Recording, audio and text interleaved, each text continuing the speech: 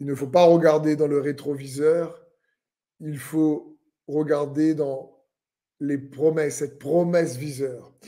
Vous avez dans je remercie une sœur en Christ qui a fait ce t-shirt pour moi, promesse viseur et je remercie donc Delphine qui a fait ça. Parce que il faut ça me rappelle toujours de regarder aux promesses de Dieu. Vous savez, on peut demander des choses à Dieu et être déçu parce que ça passe pas comme on veut. On peut demander parfois des choses selon notre volonté et ça marche pas. Mais s'il y a bien une chose qui va marcher, c'est les promesses que Dieu nous a faites. Il va les réaliser. En son temps, c'est sûr, à sa manière, c'est sûr, mais il va les réaliser. Et ces promesses sont riches en bénédictions pour chacun d'entre nous. Il y a plus de bénédictions dans ces promesses pour nous que nos propres quêtes de prière pour nous. Et il est bon quand nous sommes déçus parce que les choses ne se passent pas comme on aurait souhaité, de ne pas douter de ces promesses, de regarder à ces promesses.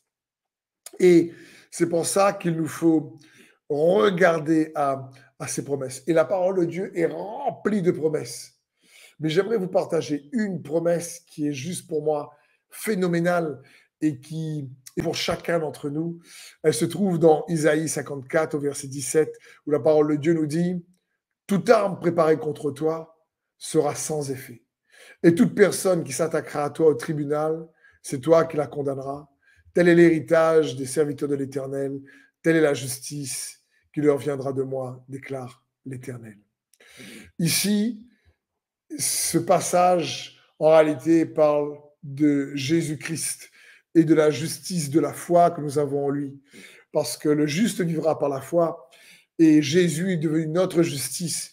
Et la Bible dit dans le Nouveau Testament que nous sommes également devenus la justice de Dieu en Jésus-Christ. Et ici, ce passage a une promesse incroyable. Il dit que toute arme qui est forgée contre toi, il y a des armes, l'ennemi forme des armes contre chacun d'entre nous.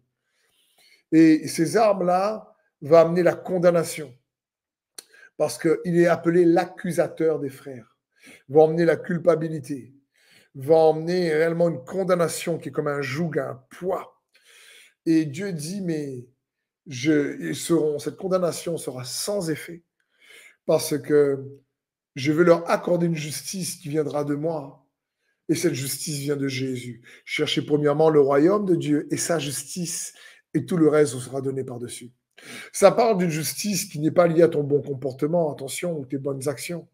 Ça parle d'une justice qui est ancrée dans une bonne conviction d'abord en Jésus et ce qu'il a accompli. Là, c'est d'abord avoir une conviction en Jésus et ce qu'il a accompli. Parce qu'encore une fois, ce sont de bonnes convictions qui vont conduire à une bonne transformation et à de bonnes actions. Et il faut toujours être ancré dans cette conviction que Jésus est notre justice. Il est devenu péché afin que nous puissions devenir en lui justice de Dieu. Et cette justice, lorsqu'on garde la foi en lui, c'est une promesse que Dieu nous fait. Alors la condamnation n'agira pas. Vous savez, la condamnation est une arme puissante que l'ennemi dissimule dans la vie de beaucoup de chrétiens.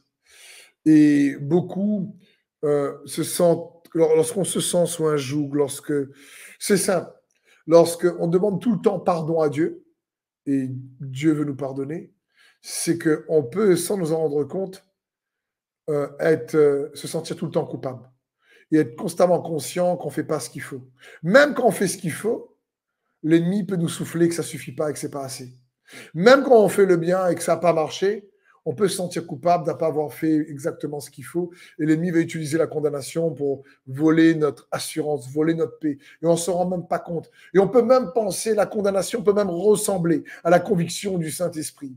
Et le problème de la condamnation, c'est qu'elle vient voler notre paix. Et on a besoin de la paix de Dieu pour être conduit par le Saint-Esprit.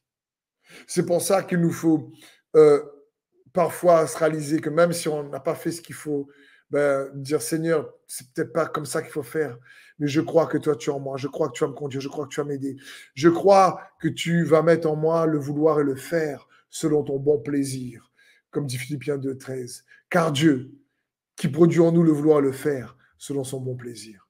C'est bien plus facile qu'on le croit d'être conduit par Dieu, selon sa grâce, malgré nos erreurs, malgré les manquements. Fais attention de ne pas tomber dans le piège de la condamnation, de la culpabilité.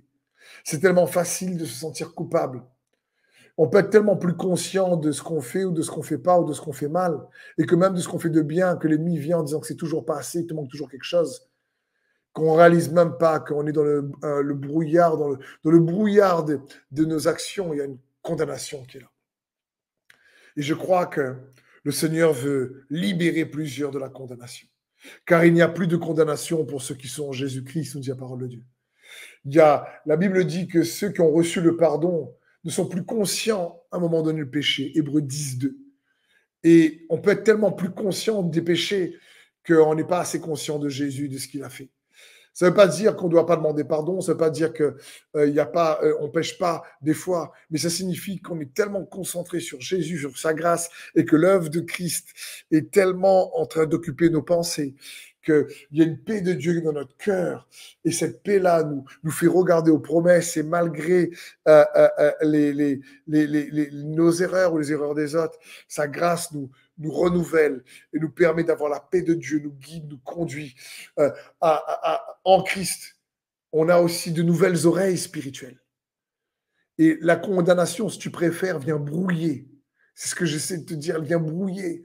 Parce que la condamnation va nous faire regarder au rétro, à une œuvre qu'on a fait, à ce qu'on n'a pas fait, nous fait regarder dans le rétroviseur.